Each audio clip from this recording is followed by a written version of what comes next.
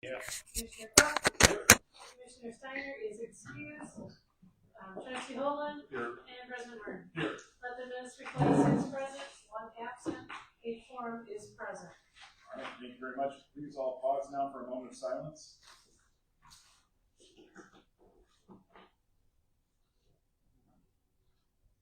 And rise for the pledge of allegiance. I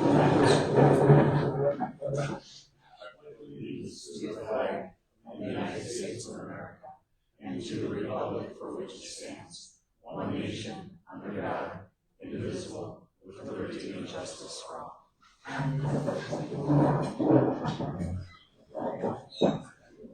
As part of your packets, you received a few minutes from December 2nd, 2024.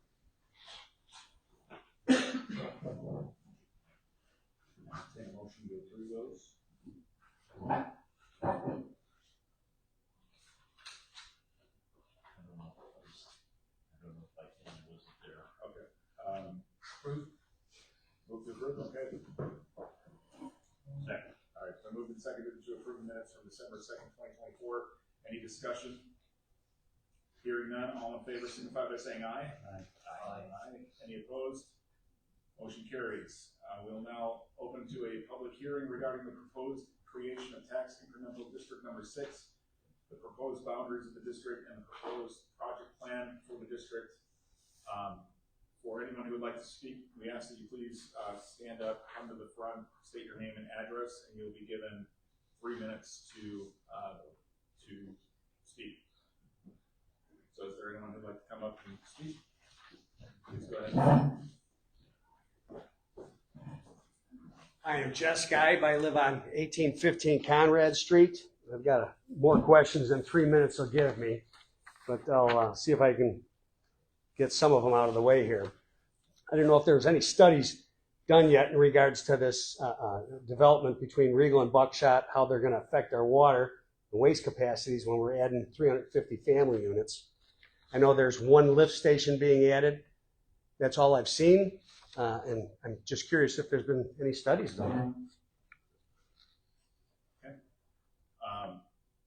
Do we address these in public or We can address them in the moment if you prefer, or we can wait until we discuss them. So we don't eat up your 3 minutes. We can either address them now, or you can. I'll add another question. Yep. Okay, has there been studies done on how it's going to affect our EMTs, our fire department, our police department, our schools? I know I just talked to Dr. Buckshot shortly ago, and he said that he thinks maybe the schools can fit them. They're doing a study, but that study won't be done for quite some time. I think that study should be done before there's any approval on this. Has there been any traffic studies on how this will affect 3rd Street by the elementary school, Park View by the Lutheran School, Wildlife and Conrad Street are going to get a lot more traffic also. Let's see, one of my questions personally for me is, why are the homes on the west side of Conrad in the TID district? And how is that going to affect us? Are there any proposed stages of development for this project? You know, what's first, what's last? Because what I'm afraid of is what happened on the south end of town that never came to fruition after it was all partially developed. Is the same thing going to happen up there? Is there a contingency plan if this workhorse development can't finish their project? Let's see. 3 minutes isn't enough time. Has there been any testing for blastomycosis? You're digging up the earth around the river. That stuff is dangerous. I'm sure there's been no testing on that. Let's see. Who benefits from doing the projects downtown? The owners of the business, or are those facades that are being worked on owned by the town? That's it. All right. Thank you very much. Okay. Before we have someone else do this, why don't we address some of these just so that is that okay? That'd be great. Wait till I need to take a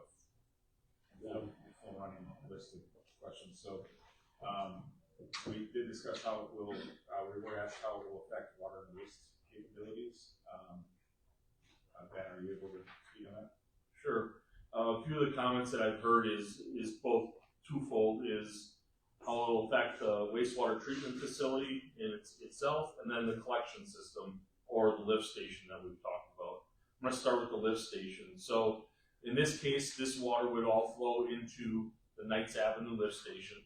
That Knights Avenue lift station was built in 1989, so we're going on 35 years old. Life expectancy is generally around 20. The village actually, prior to me coming back, had already started applying to the Clean Water Fund and stating that we were looking to redo that lift station. It definitely has a lot of repairs that need to be made. When I came back, I saw it and I said, I think we can get this by for a little bit longer until our finances straighten out from some of the earlier debts that were taken out, such as the plant. With this development coming in, it has sped it up, I would say, about 1.5 to 2 years. So we already were in the works on developing this lift station. It is increased capacity to it. So that, therefore, if you listen to the previous, Joe from Ehlers was mentioning, there's 50% contribution actually coming to this project through the TIF district. There's also some other TIFs, that will contribute to it as well. So as far as can the lift station handle it, currently, in its current form, it can't handle what's currently coming to it. It needs to be rebuilt, and we were already in those stages. The benefit of this is we now have a way to help pay for it. In the past, we didn't. So this isn't a per gallon goes in linear, every gallon that goes in, it's just another $100.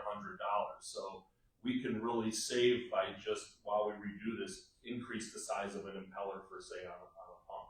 We don't have to double the size, the physical size of the lift station.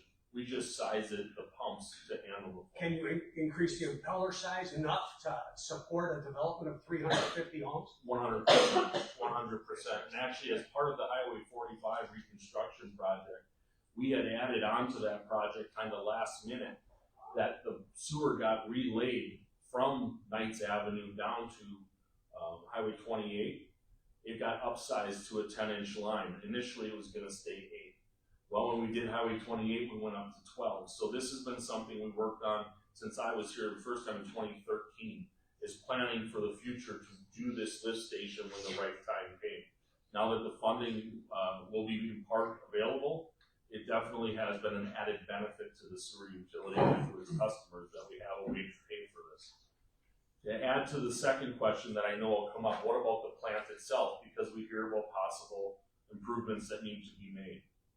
The improvements that need to be made and addressed at the plant right now are the same ones that we started talking about 10 years ago, phosphorus and TSS. And the reason those are needing to be addressed is because the way the plant was designed in 2008 was for its current limits. Since then, DNR has changed the way that we regulate phosphorus and TSS. It's through a TMDL, a mass loading. So what we've been given is a variance in time to get to the point where we can get to these new, very strict limits of this TMDL. That has been in the process since 2016 or so to help get the plant optimized and then expand if needed, or change treatment process to do it. As far as the actual plant in itself, we also treat for the strength of the wastewater to keep it simple. We are currently only at half capacity. So when the plant was built in 2008, the design report took us out until 2026. In 2026, it was predicted we would have about average daily flow of about 750,000 gallons coming in. We're currently at about half of that, about 350 coming in. We actually are not getting the plant enough wastewater right now. The food that's in it feeds the microorganisms that treat the wastewater. We are actually not giving it enough food to treat properly at times, especially in these colder winter months. So this is actually an added bonus to a point.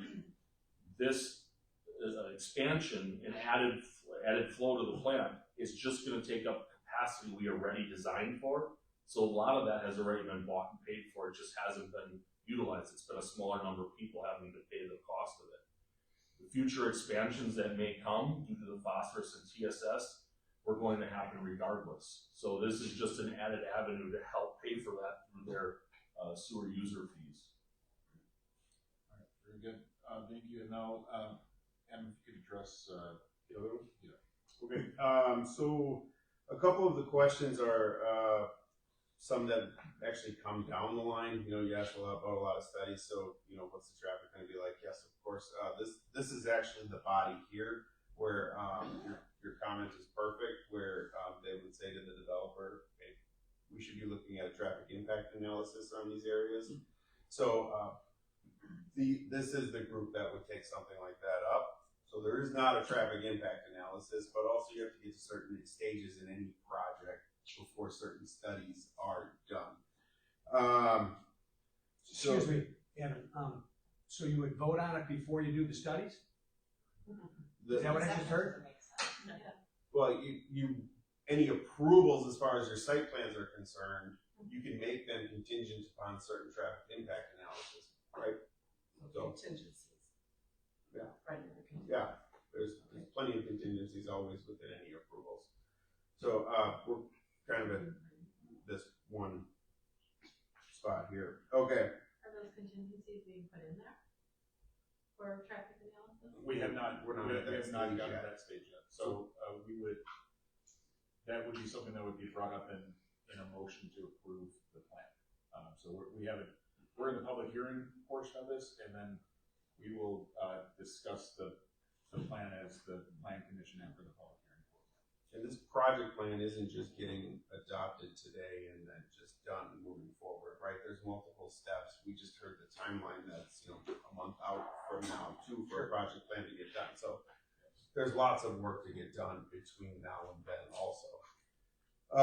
Okay, so if my notes are right, so who benefits in the downtown? If I work my way backwards, you said, is it just village owned? Are the facades owned by the village, or are they owned by the owners of the buildings? Because Yeah. from what I read, it's kind of just I- pretty enough downtown. Yeah, I understand. So facades are owned by their own building owners, right? Okay. So it's the facade of that building. The village only owns the municipal building, which is not an eligible TID expense. So no, it goes directly to the building and business owners if, say, a facade improvement grant is able to come from this project plan. So it's your own private ownership. It also can have components of historic restoration in it, which I would encourage the community development authority to put in there. There's plenty of examples of it even nearby. So no, that goes to the small business owners downtown, the building owners downtown. So they would be getting a tax break? Is that how that works, to get their building repaired or? No, fixed we up? said grant, right? So like a facade Okay. improvement grant is a very common mechanism. Now that's not to say that's what's gonna happen though either. So once again, very early stages, first public comment period, first real public meeting about this. So a lot of these things have to be worked out with a lot more public comment to come in the future. Good. Phasing still needs to be addressed within the site plan, of course, right? You referenced the TID 2 on the south end, and let's not have a repeat of what happened there. So what is this? What is the village board doing about that? Well, the village board has discussed and been advised on requiring a performance bond. The developer has been told that none of this, the village board is going to take a hard stand on that a performance bond is going to be necessary, so that if the developer, like you said, would walk away from this project, the village can then tap into that performance bond and then make sure that everything continues to move forward as complete. Can you explain a performance bond, please? Sure. Performance bond is strictly it's a financing Method, certain benchmarks in order, right? Is it the well, and it's more like a bank or a line of credit almost in some way. Joe's gonna shake his head at me and say I'm wrong. Joe, why don't I just refer over to the expert on this one? Yeah. Yeah. Joe, who is Joe? Joe is the financial advisor of the Oh, village. thank you. Good afternoon, I'm Joe Murray from Ellers, the village's financial advisor. A performance bond would be where the developer is allocating, similar to a line of credit, putting a certain amount of money into the bank or some other trustee to hold, that if they don't build something that's promised to be built, the village can tap into it to finish off, to get that money to finish off building whatever was supposed to be built. So it's money they're putting aside to say if they walk away, the money's there to complete the performance of what they said they were going to do. So that is what a performance bond, and that is. I just want to make sure there was something like that in place. And is it a That's all. substantial amount Doesn't to have to complete be the the full development, value or of is it, what's- yeah? Okay, so yeah, if I can keep addressing your questions, but yes, a performance bond is the you require the amount that it would take to finish the project, right? You don't do double that or half that or anything like that. So, just to keep this meeting rolling, as it should, I'm gonna request that we, stick to the questions asked, by this gentleman, and then anyone who else, who would like to ask questions, to please come up, state your name and address after, we got through this part, if that's, okay, so were there any other? Yeah, you're not going on a quick road. How does this TID affect a home that is, or how does this affect a home that is within the TID? It absolutely does not affect it in any way, shape, or form. It's just within the boundary lines. If anything, it has more opportunity for finances, but really, if it's an existing residential, you're not going to find it under any TID eligible expenses. You're going to find that more in the downtown with those commercial businesses. So there isn't one. Was there any, do you have any insight on the EMT? EMT police school, right? So by EMT and police, you're going to find the same answers you got from Dr. Pizzata, in the sense that, yeah, we've got time where we need to look at all of this and find out where we're at with, what sort of staffing levels are necessary with an increase to the population in this way. But I will say this, the village of Kewaskum should be prepared at this point for an increase in population from a decade ago, before any of us were ever here and up on sitting in the plan commission table, because I'm holding the comp plan for the village, and this puts us on the projection, this keeps us on the line of the projection for our municipality's growth. Okay, thank you. Who else would like to speak on this matter? Yes, sir, please come up, state your name and address, and then we get 3 minutes. Greg Krieger, 1522 Stark Street. So my understanding, if I have it correct, is the tax money goes into a fund and they can get 90% of it back in incentives. Not all of the tax money, right? Okay. So we freeze the value. Their taxes still go to all the taxing jurisdictions, but as the years move on, of course, the value of that property will increase. The tax is done on that increased value, then is called the increment, and that's the increment that gets dispersed in the ways that are pointed out within the project plan. So does any of that money go to local services? No, No. not unless it's in the increment is used within the project plan. Okay. So like garbage pickup. So who's paying for that Is that funding their own garbage pickup in that part or not?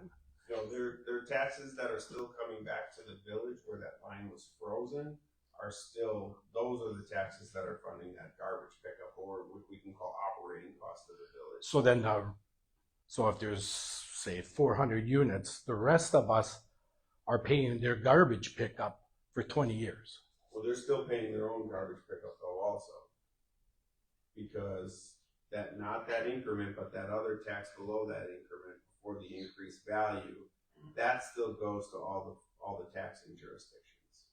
So that's I'm just talking about the new stuff. Mm-hmm. Okay. Oh, sure. I'm just talking about the 400 homes Fair enough. Yeah. and the duplexes because they get garbage pickup. The big building So- wouldn't get garbage So pickup. the village services.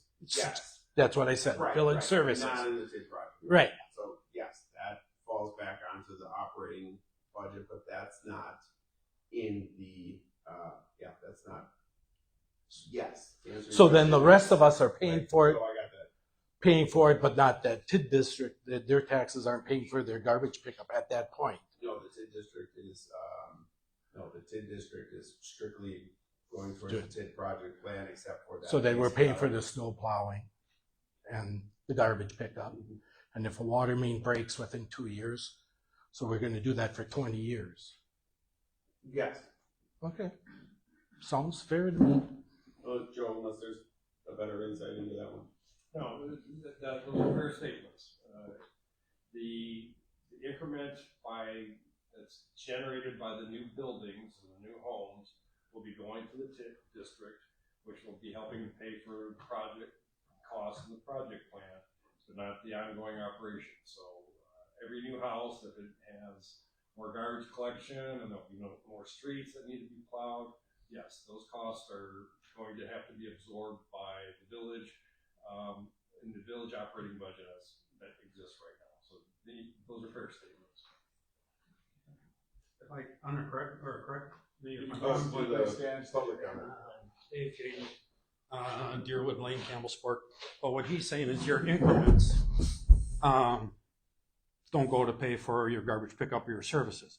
But that's your increment going to the TID district. If someone builds a house, that $3,000 taxes that he pays, that still goes back to the school, the village, or whatever, and that's what pays for their services? It's No? locked in it, when the district is created.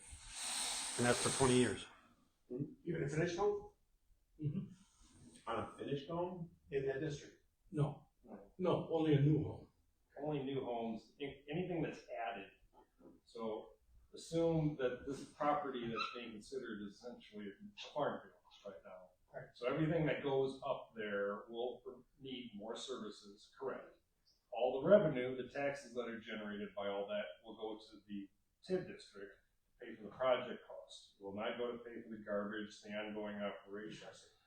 Any of the properties that are in the district that are built out right now, whatever their tax bill based on the value they have now will continue to go back to the schools and the village and everybody to pay for operations. It's only an increase in value if you were to put on a garage and add $50,000 for a garage. That value, the taxes from that $50,000 of that improvement would go to the TID, but you'd still be paying, in your example, the $3,000 would still be going for operations for everybody else. What if a house is entirely sold to someone else and that? Oh, we got Yeah, let's, just jump this, I'm listening. Okay. The other thing is I always worry about safety, like the sidewalk in front of Regal Park. But anyhow, will these streets have sidewalks there? Also, why are we putting a commercial property back in a housing subdivision? Like the senior home, it's considered business. So why wouldn't that go in a business park and or adjacent to multifamily before it goes to me, it would be a nice single family home residence subdivision back there. And will those roads handle, it's not made to handle commercial properties back there. So why are we putting that back there? Especially if it's going to come out on Highway V, which is a bad intersection to begin with. So, Thank you. Thanks.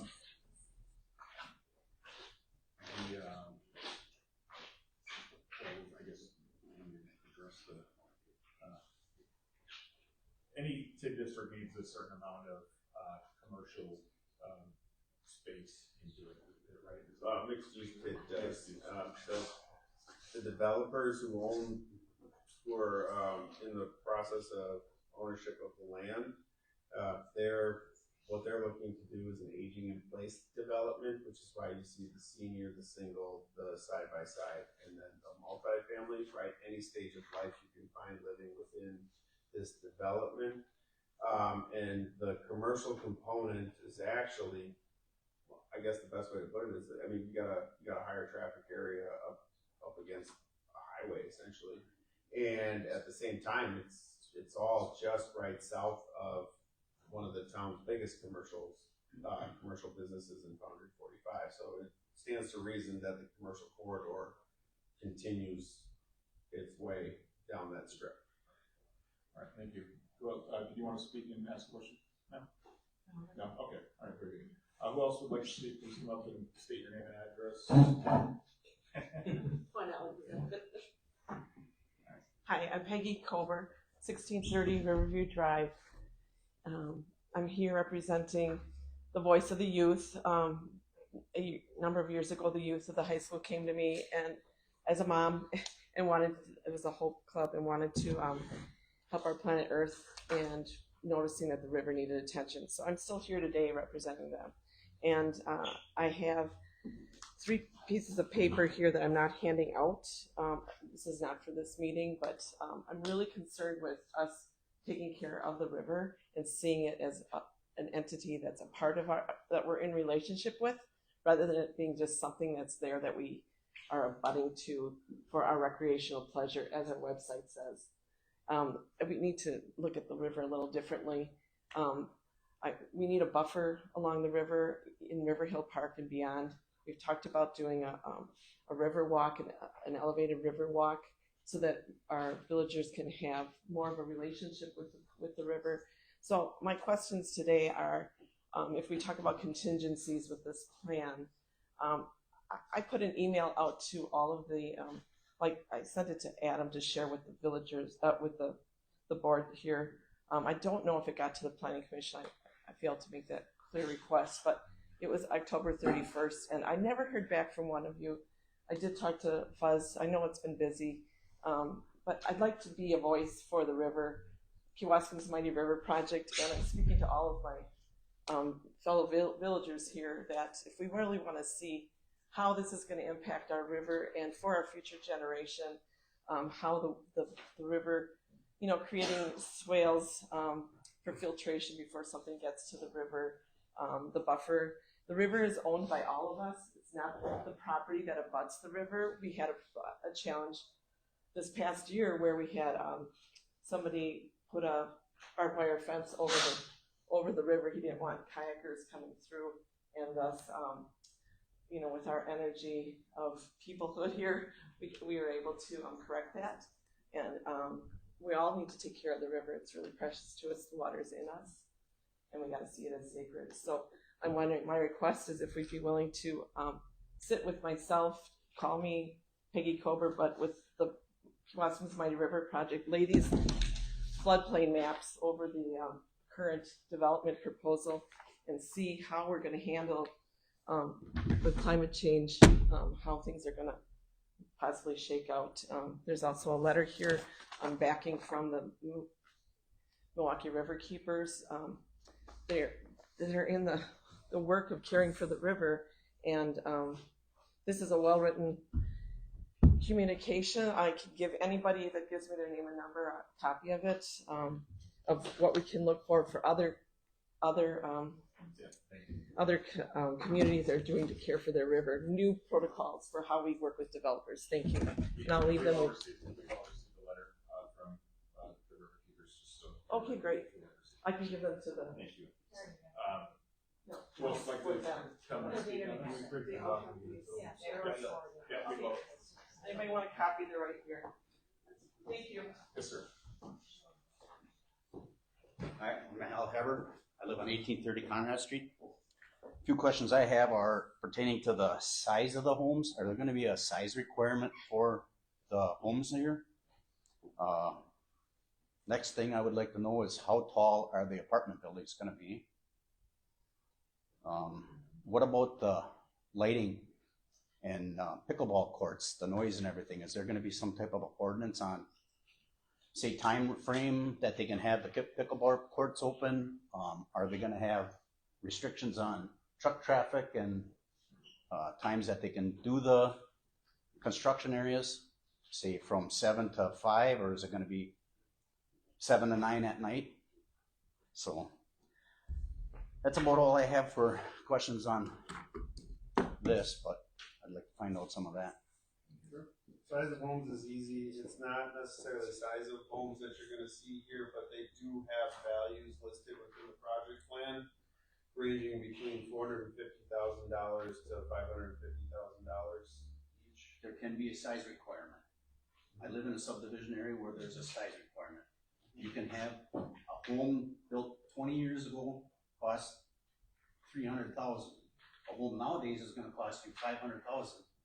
It's half the cost of what it would have cost years ago. A size requirement, So you should have a size requirement on them because the village ordinances do already have size requirements for anything that's zoned RS1, RS2. But at the same time, you're probably talking about covenants, and the village doesn't have the authority to enforce a covenant. That's what it, The size requirements, I didn't know the village had size requirements. yes. so what are they? Well, just a moment where zoning administrator comes in, right? I don't have my computer up in front of me, but it's approximately 1,200 square feet in the RS1 district. I mean, it's a smaller size than RS1, but yeah, I mean, if they choose to put in a covenant that makes it larger than what the village ordinances already are, that's typical. Thank you. You had spoken already, but you might have. On the size, then can the village put something in there to make it a RS2 or a larger size house then? I would recommend against the village jumping into the creating a covenant for a subdivision, especially since we don't enforce the covenants. That would be something that they would have to create as part of their subdivision. The financing behind this TID is performance based, so in order for them to hit certain measures within the financing in the TID project plan, they are going to have certain sizes because your values on single family homes are X amount of dollars per square foot at times, or based on masonry and all that stuff, right? So I wouldn't recommend to the board that we jump into now enforcing certain covenants because we just don't have that authority anyway. I didn't answer the other question. Yes, of course, we do have pickleball is just its own phenomenon that people love and adore, and we don't have an ordinance around the thud of the pickleball yet, but I can see something like that happening. In terms of lighting times, typically we have hours in our parks. So we do have park hours, right? So that would fall. I mean, we could talk to the developer and put that within a developer's agreement. Hours of lighting and things like that. That's very common, and You could also put buffers around it, as far as fencings. For the initial concepts that we've seen, it's all within that new proposed subdivision anyway. So it really be the homes that are being built in there. Yeah, but it's only 100, going to be a couple hundred yards from the house. Right. Sure. And I. No, but yes, but we. Have you been around a pickleball court? Have you been around a pickleball court? once or twice. I'd be happy to go out there with you. We could test the sound in various distances. So, and we have pickleball in Kiwanis Park. And yeah, there is a little bit of a buffer on some trees. We've never once had a complaint at the village of Kewaskum for the noise made from the pickleball paddles too. But that's not to say that there won't be. I've heard on the news of complaints of pickleball. So why not? I think it's worth the village board looking into. I agree. And you had a question about when can they construct? Timing. That's within our ordinance on whether they're allowed to do construction. Yeah. Or vehicle construction then? What about a parking size? The apartment size, they don't have a full plan yet, but they're looking at 3 to 4 stories. So somewhere on 192 units is what they have. 192 units. How tall is that going to be? They have 2 buildings planned, so it depends on exactly what the final size is that they come up with. The developer does have a multi-family unit that they do want to, that they said that they wanted to model it after and show the public when they're here for their site plan and all that architectural review. Okay. So the pickleball courts, are they going to be the village's pickleball or the subdivision? Who's going to own them at the end? Because I think we have enough park already. It really depends on what comes out in the. Who's going to maintain them? That's what you're wondering, right? Right. We don't have anything. Yeah, there's been no plan or discussion to that. So further meetings will divulge that information. There'll be plenty of further meetings on this. That's what I think we're Yeah. getting at here. Who else would like to speak I on would this? like to. Yes, please come up, state your name and address. Sandy Ress, 1821 Conrad.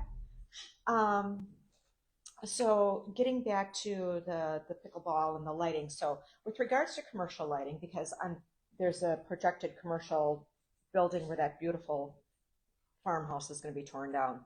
Talk about historical landmarks that should be saved. That's going to be in my backyard. And some other commercial buildings, whether it's retail or what, within this whole big development. Have there been discussions because there are ordinances regarding, like Jess has a light by his garage and it can't affect me, or he's got to talk to me about it. These big high pressure sodium or whatever the latest thing is they're using these days are very obtrusive, and there have been discussions and parameters laid out regarding how far away they have to be from the existing residential properties as to not affect our quality of life. So that's my first question. Also, what are the proposed stages of development? I mean, have they laid out, we're going to do the assisted living first, that's our biggest bang for our buck. Are we going to do the apartments first? Are we doing the single living? Are we doing the pickleball field? Like, do we have some sort of feel for what is going to happen when, as far as the development itself goes? Have a lot to go over, so I'm just going to keep rolling with the questions, guys. Regarding the water basin, when you look at the plan, there's multiple water basins along different parts of this development. One is right next to my property. Where are these draining to for overflow? That is a big concern of mine, because currently and for many years, I have lived with the farmer who I love Joe and Diana, but they have a buried pipe that is all the runoff from their field, which includes plenty of chemicals, has come right into my property on the north side of my property. And I sent you guys pictures of that culvert pipe. I'm concerned about where that water is going to drain, not only, especially for mine, but I mean for all of the water basins. And then the last thing I had is Jess had alluded to earlier about why our properties down just the west side of Conrad are with the striped lines with the red into the TID district and not the opposite side. And we were wondering if perhaps that had to do with sewer water. Wrapping up, Tammy. If they are going to tap into the storm drain and the water sewer off of Conrad as part of this development, which would make sense, my concern is, and has been for our neighbors all along, that was all buried in our yards. And if they're going to redo Conrad, is there consideration being taken to perhaps move that into underneath the road, which is, what the typical construction platform is? Thank you for your time. So phasing has not been discussed. We talked about that one before, right? That we don't have the phasing. Obviously, if I had to guess, just from a little bit of experience, you're going to put your higher density. You're going to try to do your higher density earlier, because then that makes the project cash flow quicker. Right. Historical landmark, you said, was being torn down. There's no word of a historical landmark being torn down. Also, that building is not on the historical registry. But what I can say is the village board and the developer have both made it clear that preserving that building is important to them. Oh, Now, I'm sorry, Adam. I thought, in looking at the map, that it looks like there's going to be retail, commercial, and a road. and that's why there's not a lot of answers for a lot of these Yeah. questions, right? A lot of your questions are what's happening with this engineering component or that engineering component. Well, a lot of that is still being worked out, right? So there's not a ton of answers revolving around the engineering component. And that's not to say also, hey, that building's staying right where it is. But I'm not saying that building is, hey, that's getting torn down. It's just that, yes, there is careful consideration over that building right now being put in, and they're just coming up with the best possible solution. They don't know yet. Okay. Well, and why are your homes in that side of the TID? It's because the boundary line can then drop down into the downtown So it has nothing to do with the home necessarily, except for possibly your value compared to a different route to take to stretch into the downtown. Just a question regarding the consideration of the sewer and water, putting it under the road. Do you have any? Sure. thoughts on that? So I didn't introduce myself. I'm sorry before. I'm Ben Propson. I'm the wastewater supervisor for the village. That's, of course, every consideration we made. But again, to Adam's comment that he's been making this evening, until I see the plans of where they want to put it, I can't say for sure. I don't know that everything's going to come out to Conrad. Will some of it come around to 45 or something? I don't quite know, but I can tell you, I think they can attest to my comments on other kids and developments that I've held them to every standard that the village has currently. I do not believe in PUDs being able to circumvent our building code and standards, and we recently acted on one of those. So when I see that, I'm definitely going to make sure we have the best options to get that sewer out of there. Also capacity-wise, right? So to make sure that we have the right size pipes that can get it where it needs to go. That 100%, Adam's been very good ever since I've started here of sharing with all department heads, all building plans, so we can add our comments. Engineers then make the additional comments to it. And I think the next one I can maybe handle too is the stormwater drainage. One of the things that's really important is back, and I can't give you the year, a few years back already, the village has adopted a stormwater management plan that is meeting all current MS4 requirements. We're in the process of improving upon that as well. But one of the things that was really important about in implementing that stormwater management plan is new construction and how it's handled, so that it can make sure that the water is going through the right, if it's a swale or if it's a filter bed or whatever it may be, we can have jurisdiction about saying how that occurs. We now have that right, and we now have that authority because of us adopting that stormwater master plan or stormwater ordinance a few years back. So that definitely is all going to be things taken into consideration, because we can't let that development add to the problem we already have with existing, right? So it needs to get put into the utmost standards. And I think Peggy has worked with many of them as well, and with the river keepers, we've also had discussions, right, to how to make that better for all of us. So it definitely is going to be a consideration, as well as the sanitary sewer moving forward. Well, and that's good. And I know, Adam, you said that, we don't know yet, but I mean, this is where we have to start bringing up these questions, that they're on the table and they get looked into, because everything takes time. So that's why I'm bringing them up. I moved out here in 2000, and I had a 12% increase, boom, boom, boom, every quarter, and my water bill went from $150 a quarter to $350 a quarter over the course of the time I've lived here, because we had to pay for, upgrading the waters and the sewage plant. And, I think people are voicing concerns like, well, they don't want to see these huge increases because of this new development. But yes, we don't want to add to existing problems. This is exactly why I bring that up, because I already have water and chemicals, I'm sure, from that farm field going diagonally right across the back of my property, down into Justice property, and it's a mess. We can't even cut our grass half the time because nothing drains properly there. And that's a huge concern that, like you're saying, and I'm sorry, I forgot your first name, but we don't want to, if we're gonna have this big new development, we want to make sure that we are improving what is, we're not adding to the problems that are already there, but perhaps resolving them as a part of this process, and that's what I'm getting at. So thank you for those comments. Thank you. All right, who else would like to speak? Back then, 1812 Conrad Street, and I don't know, years back, I'm not sure if it was the cities and stuff. My question is, can you put a light pollution? That's light that leads from one property onto another property, and then a noise pollution, and then in all this commercial stuff.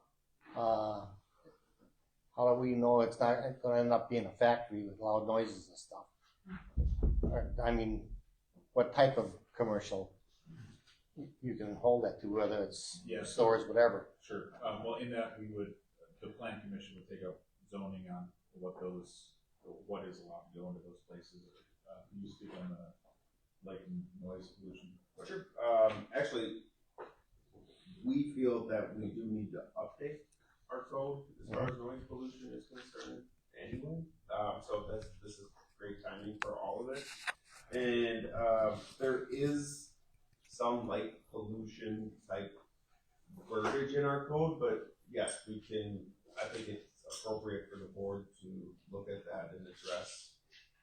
I mean, over years, being an electrician, we did a lot of sites and stuff. And you came to a property line, and some of the cities, I think, is what made you could have one what's the word? Pardon? Foot candle overbleed off of the property or two or whatever, so you don't end up with that glaring light and stuff. And you might have to do that on a pickleball. But the big thing is that, and then make sure that's what happens with the road, Old Fond du Lac Road, when you guys take a look at the traffic, because that will be a problem. Right, thank you, sir. Who else would like to speak? I have one more question. Stand up. Conrad Street, that's where half of this development comes out onto. Will that be closed during the construction until pavement meets pavement? Or are we gonna have the trucks driving while they're building the roads up and down our street, bringing the mud and all the good stuff onto our street? Does the street stay closed until there's pavement? So once again, another engineering question on how things will be accomplished, but if they are working on the west side of the project, it stands to reason that getting an entrance in there first thing, and then using all of your heavy truck traffic to go enter into the west side instead of up south to north off of Conrad makes the most sense. Yeah, coming in off of 45 basically, instead of Conrad, it just makes sense. And that's a good comment for planning commission. Because I live there and it directly affects. Right, and my Number of son, us that are he here. takes the school bus and is in a wheelchair, and we need to be able to access that road, and why not have it come off of 45 where there's nothing developed there yet? You're just working on developing things, but you're not affecting the 8 homes or whatever that are on Conrad Street where there are citizens living there, getting in and out of their homes, school buses, children, Certainly. all that stuff. Yeah, we will certainly take that into account as part of the next part of that plan. Anyone else? Quick questions if possible? Quick question. So back on that zoning stuff, you're saying that the developer came in here and this is what he requests for paying for his buck. But isn't the village the one in controls and say, here, no, this is what we want and change this or change that? And the other thing is, why isn't the developer here speaking on his behalf or answering some of the questions, stuff like that? But I'd like to see a little bit larger homes instead of the RS1 or R1, a little bit bigger, and let the village voice their concerns on it and change it, rather than the developer coming in and saying, this is what I want to do. Make them change something, make them change it the way we want it. Developer's not here off of my statement, so we can call that one a mistake on my part then. I told them it's okay. We can take up the TID project plan. We have all of the information in front of us. We told them they didn't have to. I said, if you guys don't want to make the trek, I don't see why you'd have to make this trek, right? So He's spending millions. Yeah, do you perhaps in understand? future meetings, now that we have all these questions. Yep, they will certainly be here in future meetings. Okay. 100%. Thank you. Who else would like to speak on this?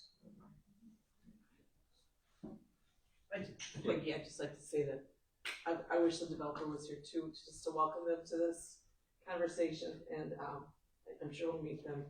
But also, if they could refer to us as the village people or something rather than the city of. Yep. The city that happens quite often with. Well, it did happen. I just want to say maybe they forgot we were a village. Your thought was the first thought I thought when I heard that as well. So Yes. And then also if they could just address us instead of calling us you guys, because I don't know, I'm not a guy. So I'm really, I'm not a guy. 50% of us are not. So if they could just be mindful of that, there's another expression there. Thank you. Thank you. Anyone else like to speak on this? Anyone Anyone else? I guess I will, Yes, please stand and state your name and address. Sean Bending, 1824 Conrad Street. Can you come up, please? Is any other development being considered, like the gentleman said, larger homes to complement the homes that are already in that area that were required to be a certain size? And what about green space and protecting the river, like she said, to make sure that there's areas that maintain the beauty of what we bought into as the current residents of the town? Thank you. It's not our property to develop. This is private ownership coming to the village saying this is the development we would like to. But we have control over Right, it but as this is our town. Kewaskum. This is our town. Can't you make requests?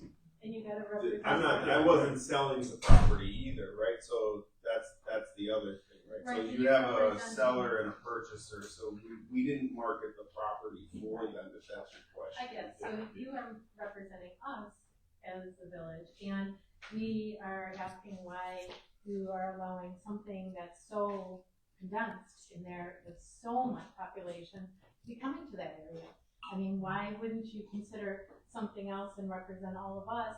You're representing the homeowner that's selling this property, that's leaving town, and leaving us with this new development that we're stating should have some more regulations around it and protecting our community values for us that are staying here and living in this area. And you're paying a developer with a pay bill. Right. And you're they're- gonna they're- yes, you they're still getting have paid the based authority to say on we're approving it or the Right. increment and extra taxes that are brought in to the village by this development. So, but the developer themselves has a vested interest in making sure that the properties that they're bringing in are, I believe you said the numbers, $450,000 home at today's value is their estimate, right? So they're looking to put in bigger homes. There's no, no, that's not what it A is. standard That's starter home, standard. what used to cost $200,000 is now around $350,000. It's nothing in comparison to my home there, and so this is gonna degrade my property by what you're putting in here, and I'm the one that's here now. These will be in the top 10% of valued homes within the village of Kewaskum. Not all, Conrad is the most one of the, if not the most valuable street in the village of Correct, Kewaskum. and now you're gonna put in a ton of apartments and, the wage facilities and stuff that doesn't complement those type of houses in that area. Why isn't there consideration being given to our investment in this town and looking at maybe a different developer or a different solution and saying no to this? I mean, why are we so dependent on their money?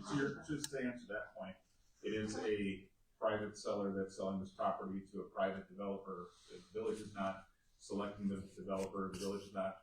I know you're not, but you have a right to. But you don't have to annex them in to let them build this project. You can represent us and say, this just doesn't fit our community, and what is there in place right now? We need a developer that comes in there that gives us a little more green space, that protects our rivers, that complements our current homes that are in that area.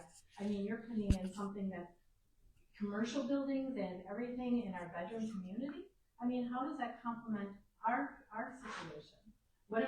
How does it benefit us that live in that whole area? So, It doesn't. if I can help with your numbers here. So we're talking about the one that butts up immediately to the development on the west side is currently valued at $277,000. You're saying my house is valued at $200,000? So you have values of $574,000, $562,000, $450,000, I think you're. $456,000. That is not a current value of the property. Yes, Those are the current assessed values of the properties that were taxed on this. that were taxed on this. Okay. So if you're saying your home's worth more than that, that comes up in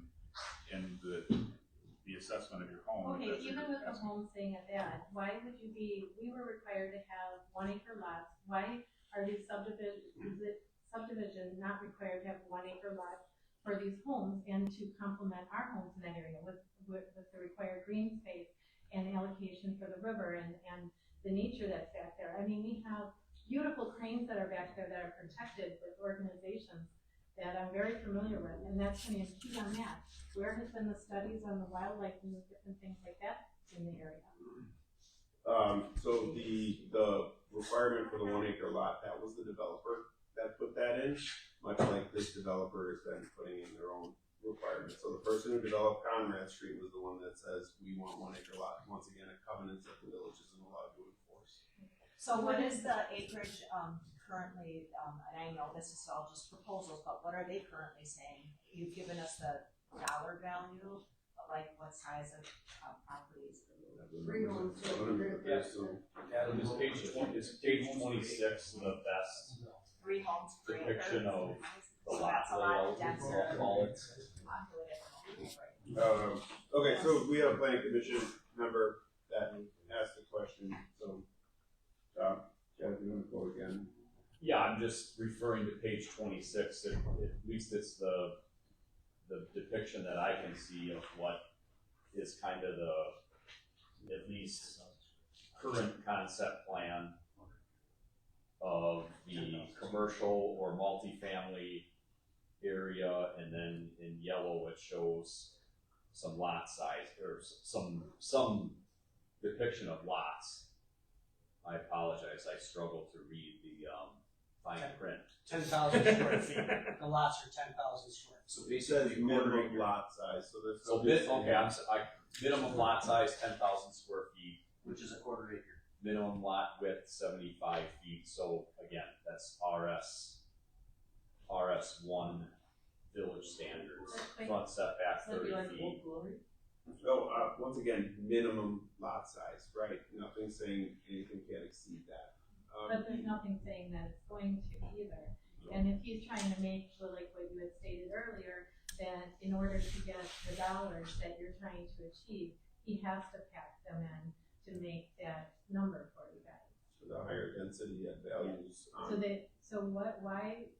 Why do we need this so bad for the dollars for the town and these other businesses and these other commercial businesses that you're going to put in there? Are they going to be limited to businesses that are not in our downtown? Okay, so just to get We've got control. so many bars, so many tattoo parlors, exact same kind of businesses, and what are you gonna put in there that's not gonna compete with the downtown? Thank you for your questions. And we will take that on into consideration. I have a question. Yes, sir. I'm just looking on that page where Chad said, the normal setback for a house in Kewaskum is 30 feet, right? On the front of your house? 25 to 30, yes. 30 feet would be an RS1. Okay, some of these are at 25 setback. They're all at 25 except one. This is RS1 Good catch. front setback 30 feet, RD1 front setback 25 feet. Well, there's another one, setback is 35. There's 2 of them at 35. RS2 single family front setback. It depends on the zoning district that's applied to that. Okay. So in RS1, which would be like Conrad Street, that's RS1. Single family. RS1 is the largest required lots. RS2 would be smaller. I don't see any RS2 in here. Sure.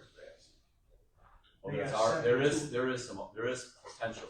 It's not identified on here what the street names are, but the street to the west appears to be larger lots. I don't know.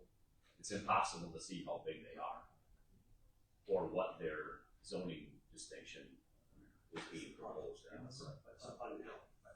Maybe it's in here, but it's really tough to tell. Well, here's some lots that says, two single families, 7,200 square foot lot. That's not very big at all. It's real small. That's like an eighth an acre. Yes. Don't have a lot of water, but No, you don't have to cut much lawn. Can you tell us what the setbacks from the river are?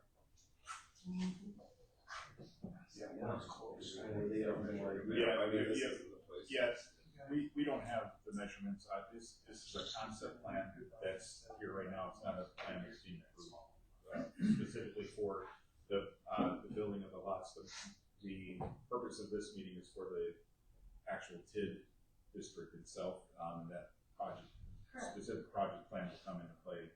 But if you're voting on it, shouldn't you have considered some of this information? How can you vote on something that doesn't match, or you don't even have any research done on the distances, things are inaccurate, you know? The vote tonight is strictly on the annexation of the land, and it's the landowner's right to request annexation into the village.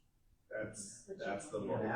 But you have So the right this is to. just to say his land's gonna get annexed into the village. What's gonna be done with it, and who it's gonna be sold to, and who's gonna develop is to be determined down the road. Many more meetings to Okay, cover just everything clarifying as we for move everybody. along and get it right. And if you're gonna annex it in, and it's gonna increase and be the burden on us for the extra cost of leasing, garbage, sewer, the water comes out of our taxes, why do we not have a say on whether we want this project to move forward or not? It's not coming out of the seller. He's walking away with his money and he's leaving us with the burden of paying for this development. That's not true. The developer will be paying for the development. We're paying for all the people and the extra that it's bringing to our community. The net positive infrastructure from this is well beyond that.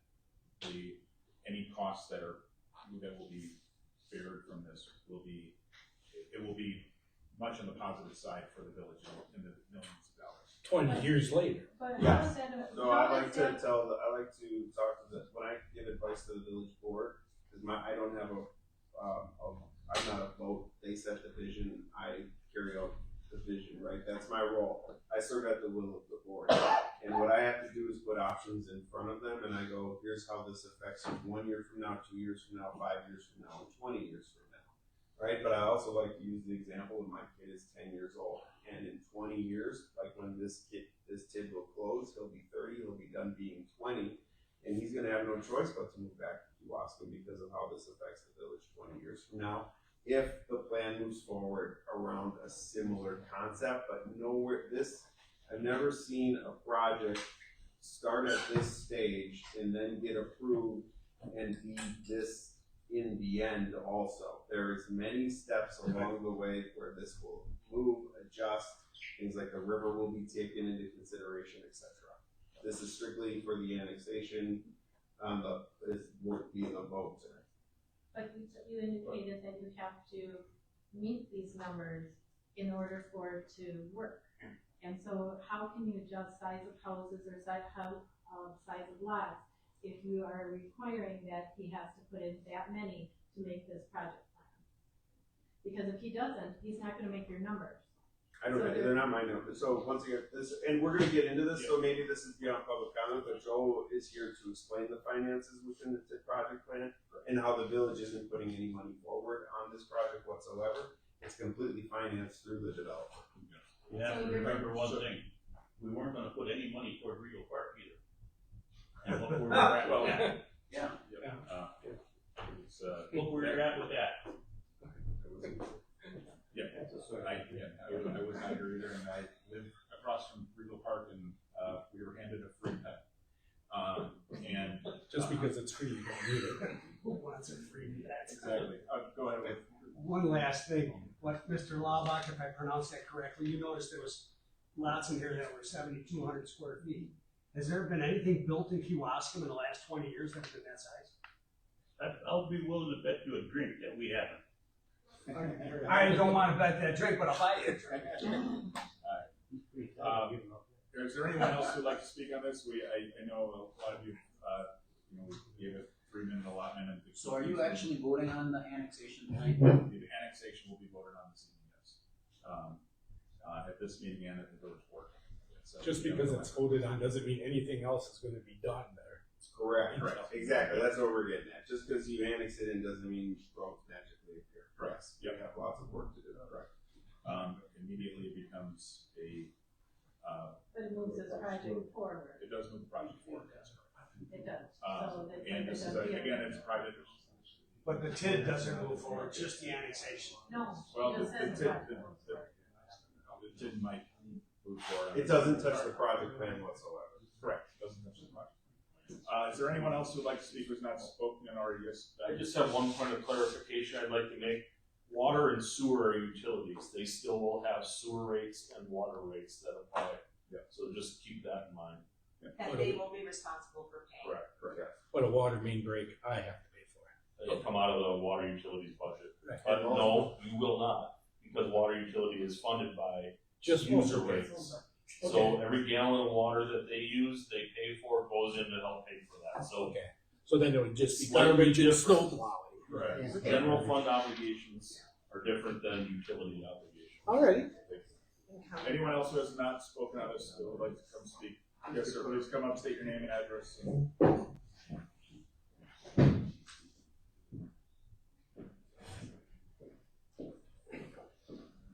Mike Dolke, 9611 County Road S.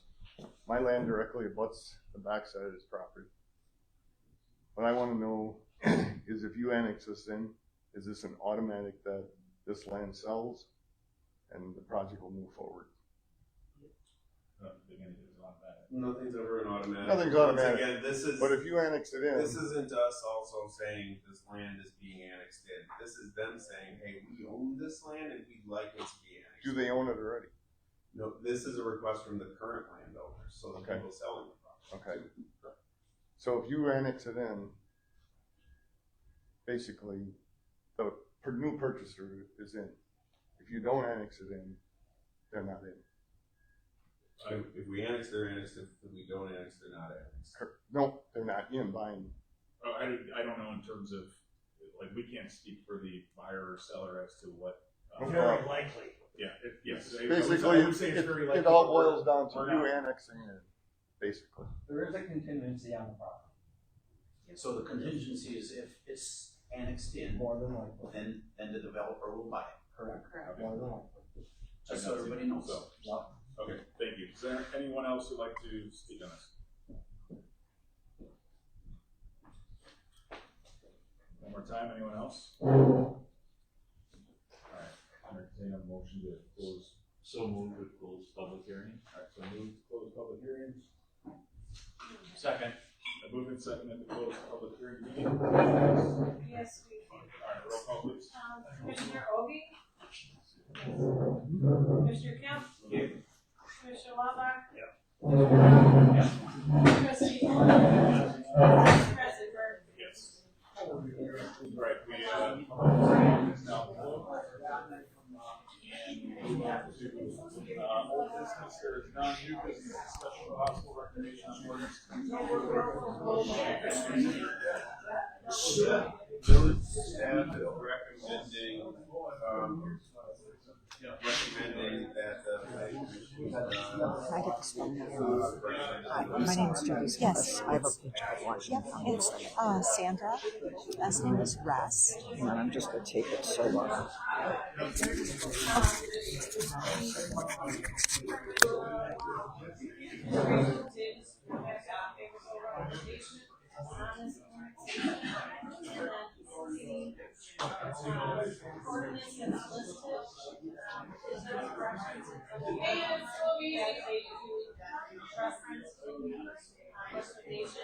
There is another number that we can to it based on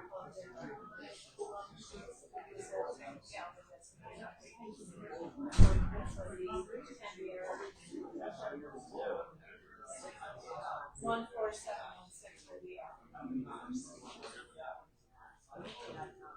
Thank you. All right.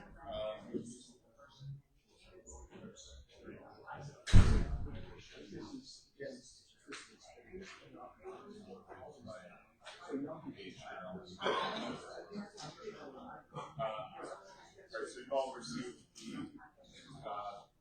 resolution 2024-20. Any discussion on this, or do we entertain a motion to approve? I'm sorry. No, I said I'd entertain.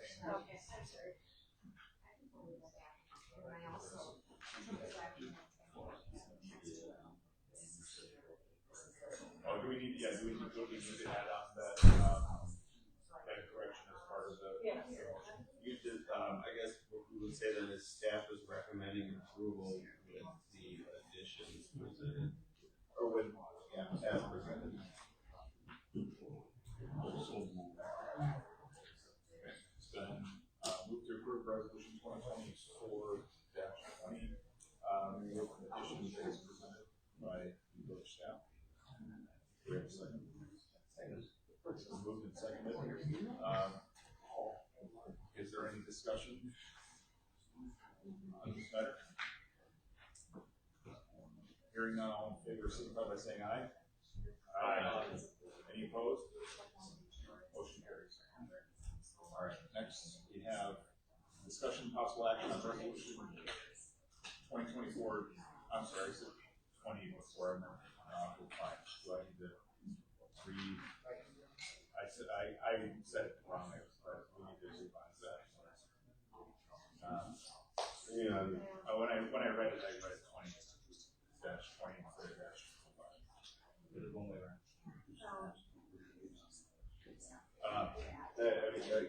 That was under, so from the original motion, that was under item 6, subsection A, was the original motion by the individual for 2024-05 Commissioner Tapp. Is that correct? That was your original motion. Did you say that out loud? That wasn't the original. Oh, that was the original. Okay, so clarification. The original motion was on 2024-05. I read the wrong part. You said that's correct? Yes. Trustee Oldland, you say yes. That's correct. Is everybody in agreement that that's what we put on? Very good, thank you. Now, discussion possible action on resolution 2024-20, establishing the boundaries of and approving the project plan for tax incremental district number 6, which we just spoke about asking. So we kind of ran through it all. This was also run through during the JRB meeting, but if we want to go through a couple of quick highlights, I'll just turn it over to Joe and we can go from there. All right, thank you. Thank you. Good evening, I'm Joe Murray again from Ellers, Village's financial advisor. Before you, as the Plan Commission this evening, is a resolution to forward on a recommendation to approve the boundaries and the proposed project plan for creation of number 6. Just want to make sure that the Plan Commissioners understand those regarding this here.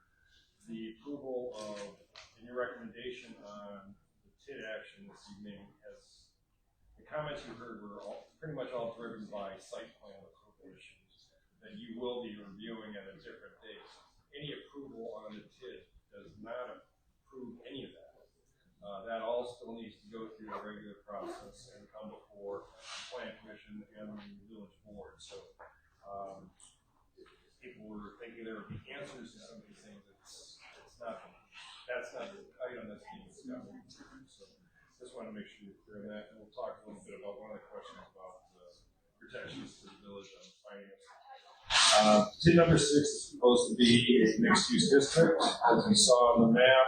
That's on page 7 in the project plan. It's a very large district, about 334 acres. It starts up on the north at the new land that we just approved, recommending approval to be annexed in. That will be roughly 60 acres for the Buckshot development. The site plan, concept plan, I should say, was on page 27 that you already have looked to and talked about.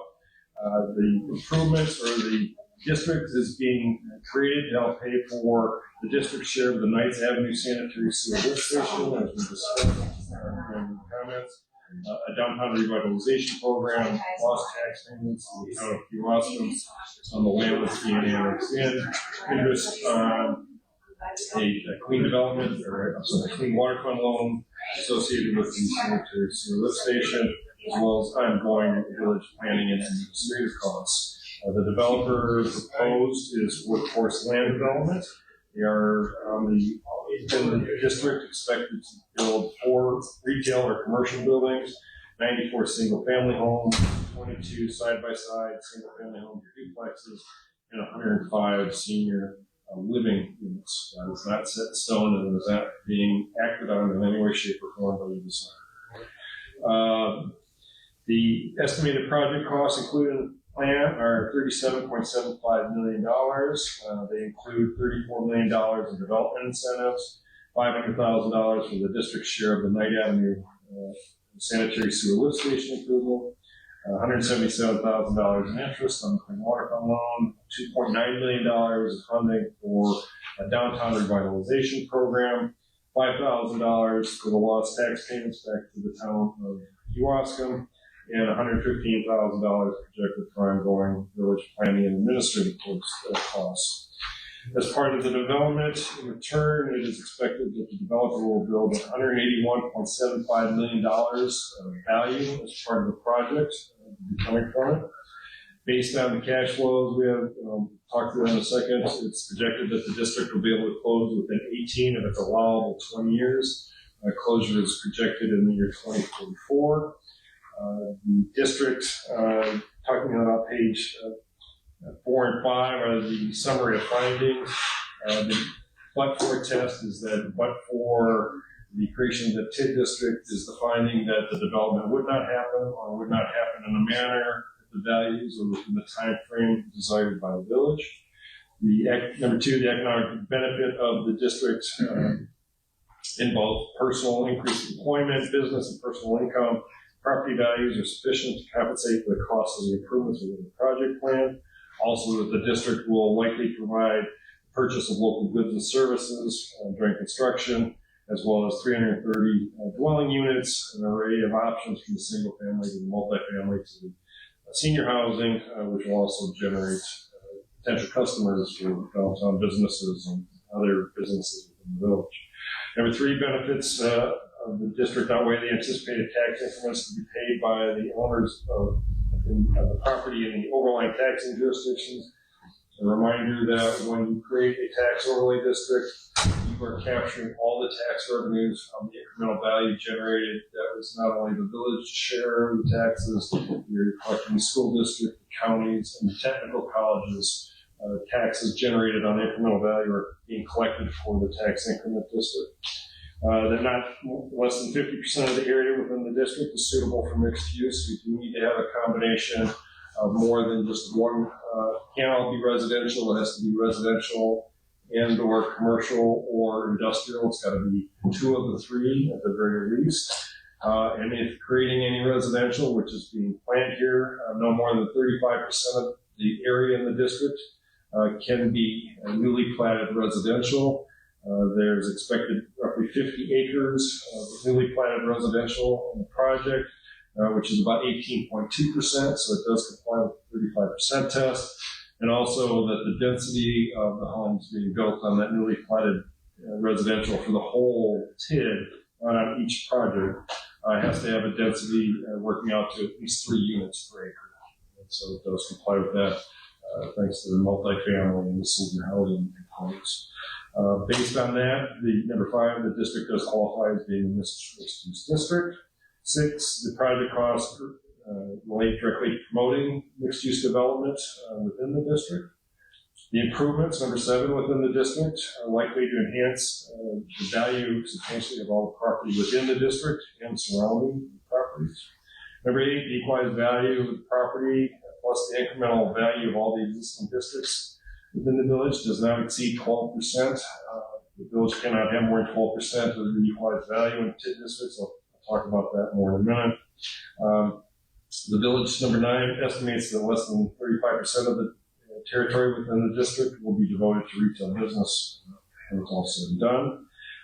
Number 10, for those parcels that are just being annexed in this evening, if they are included in a TID district, the town of Kewaskum is entitled to receive their lost tax revenue for the next 5 years, just the town's share, not the counties or school districts or anybody else's, just the town itself. It's projected that to be roughly $1,000 a year. I think it would be well less than that, or $5,000 is included in the plan. And number 11, that the plan is feasible in conformance with the overall master plan for the village. I'm going to just flip through some pages. If there are any specific questions, please feel free to stop me. Page 13, section 4, this, as I said, this is a large district. It's 334 acres. It's 125 properties. So it is a very large district compared to the other districts that the village has created in the past. Like I said, it does include that newly annexed property in the north, which is driving into the development, but it does meander its way all the way down to the south and capture the downtown area of the village. And that was intended so that there could be financing through the downtown rehabilitation program to support the downtown revitalization plan that was adopted by the village earlier this year. Page 15 is the 12% test. As I said, not more than 12% of the village's incremental value for the existing districts and the base value for this district can be included in a district. Right now, including the district, the total is just under $67 million, which is $1.2 million under the 12% threshold. So what this means is that this was probably going to be the last TID district created in the village for quite some time. Some other TID districts are going to have to close to free up capacity, and before you'll probably be able to be looking at doing another TID district. Page 16 starts section 6. These are all the eligible project costs by statute. It's not to say that all these project costs will be done. It's just to say that these are possible project costs that could be done at some point. The ones that I want to highlight again are starting on 18. That's the paying for the sanitary lift station. The lift station at Knights Avenue is being improved. Anyhow, the district is going to require an increased capacity. So the TID district is going to be paying roughly half of the project cost, or $500,000 associated with that lift station. TID number 5 is also going to be benefiting by that lift station being upgraded. And TID number 5 is going to be contributing 10% of it, or $100,000. So that's saving, TID districts are saving the sewer ratepayers $600,000 by the creation of these two districts. Starting on page 20 and 21, this is the developer cash grants and the developer incentives. The village anticipates providing up to $34 million in developments on a pay-as-you-go basis. These incentives would be paid back through a municipal revenue obligation. And a pay-as-you-go arrangement and a municipal revenue obligation means the village will only pay back to the developer a portion of the incremental tax revenue that they generate. If they don't build, if they don't generate the value, they don't get paid. If they build faster or at higher values than projected, it means they get paid faster, but it's still capped at, it's projected to be $34 million. This is not what was done by the village for TID District number 2. For TID District number 2, the village took an incurred debt to pay for infrastructure to get out to TID number 2 with the expectation if you build it, they will come. They didn't come, but you still paid, put the infrastructure in, and the village still has to make those payments, and that's what is the difference here. The village is not putting money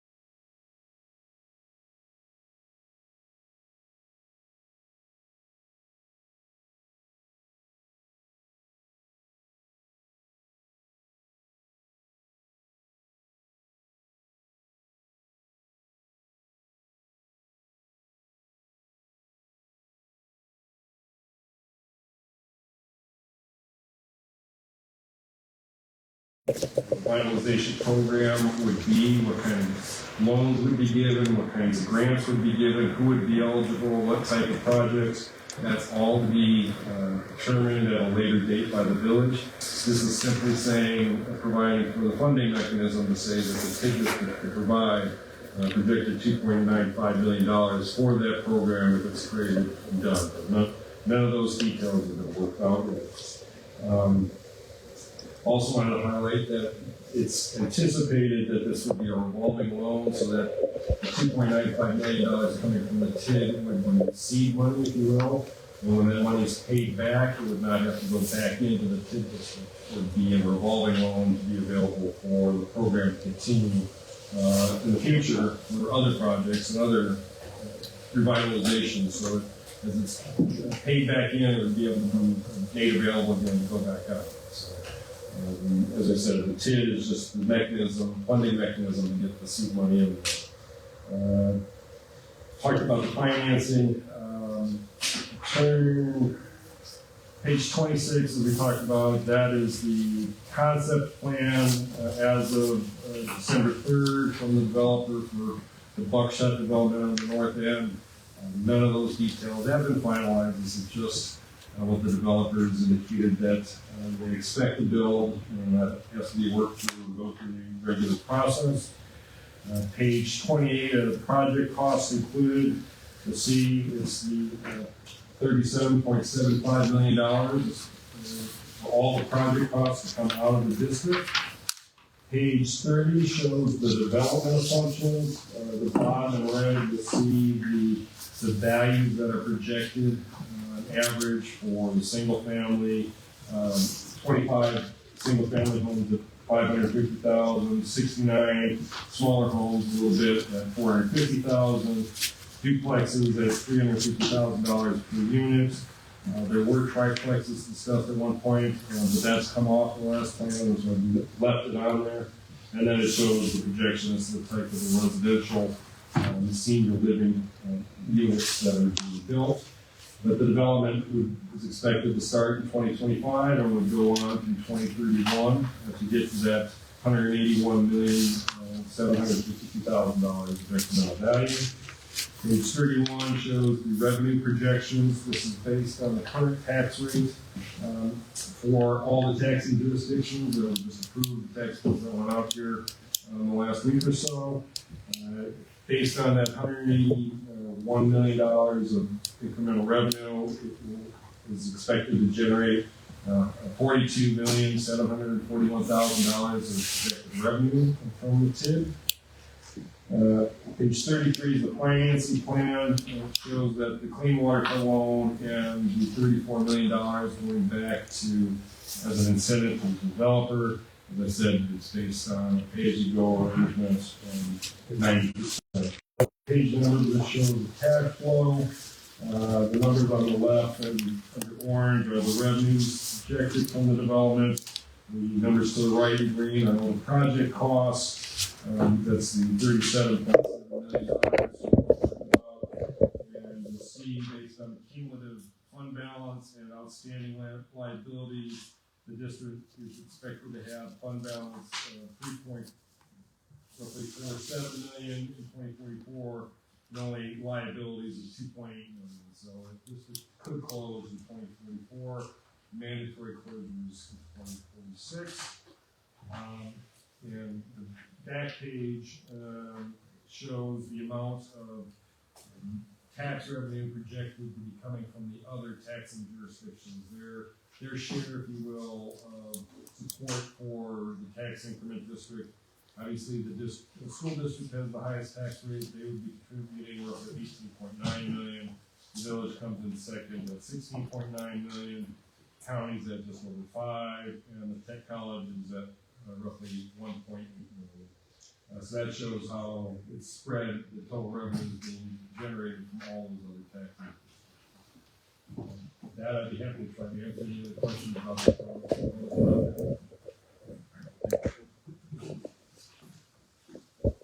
First question is for Joe. I have the pleasure of being in the board meeting, so my questions have been answered. But Post time, can I make a comment? Sorry, I'll make one other question. The explaining as you've done the difference between the District 2 versus this one is really helpful because I think a lot of the historical feelings that is circulating with people on social media and things is because they don't understand that risk benefit assessment and how different it is. So it's really helpful to hear that succinctly and clearly explained, so I appreciate that. Yeah, and we've taken that to that point, say for the Georgia set, and then also the regional TID in the same regard. I was going to say the village has done that for TID 4 and 5 as well. The most recent TID that's created has been done on a pay-as-you-go basis. So that it's, again, protecting the village and the taxpayers that way. Different arrangements and all that stuff. We've learned our lessons, I think, I hope. As long as I'm on the board, we've learned our lessons and coming out for the way we've done in the past. So, other comments or questions regarding this? I think the, again, this is just a general comment. We all live in the village, so I was pleased that the questions and tone of this evening in terms of what people asked was eminently reasonable, considering where they live and the unknown impact and so on. And there was nothing, again, there's been an undercurrent on social media that we're all in somebody's pockets and personally benefiting and whatever, and yet we all live in the village and have exactly the same concerns about our river, about our community and how and what is impacted. So I was pleased about the tone and what we communicated and thought there was legitimate, reasonable questions and concerns and things that we already know we would be looking at as contingencies anyway in terms of impact studies and so on. It's not their fault that we don't know that. The developer is not the tail wagging the dog, however much that may seem to people to be what's happening. That's not the case. So I was pleased that people asked what they asked and we communicated who specifically had to speak to that. That was important, I think, for people to hear that. Thank you. Appreciate that, Mr. Kemp. Joe, if you could, questions that came up in the charter review board meeting, which I think is important for the planning commission here, is the order in which the expenses will be paid back. Can you just talk about that priority one more time for the period? Sure. The project plan is also subject to a development agreement that needs to be worked out, but the expectation or the assumption was that the developer would get 90% of the available increment annually after the village's expenses are paid. And that the village expenses, as I said before, include any debt service. That would be the first thing that the village would, obligation the village would be. Second would be any ongoing, any village costs incurred for planning and administration, which should be second. Third would be providing money to the downtown revitalization program. The numbers and the assumptions in here are just assumptions. However, it's doled out, yet to be decided, but it's just giving you a budget. So after all those are paid, then 90% of what's left would be going back to the developer. So that's another protection, if you will, to say all the village's expenses are being paid first before the developer gets done. And so that's on top of doing it as a pay-as-you-go. Thank you.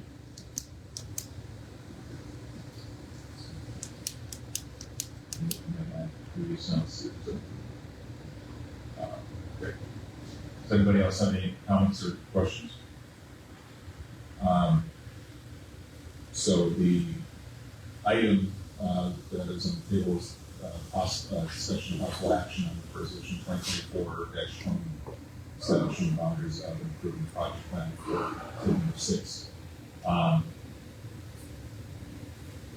would entertain a motion for that approval.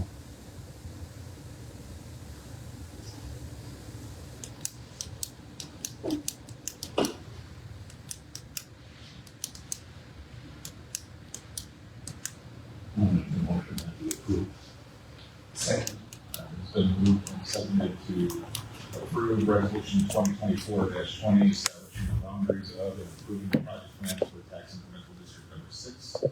Any further discussion on this? Okay, hearing none, all in favor, signify by saying aye. Aye. Any opposed? Aye. Motion carries. Thank you.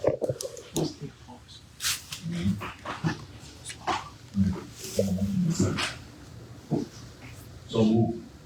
Second. Motion and a second to adjourn, all in favor? Aye. Aye. You're adjourned.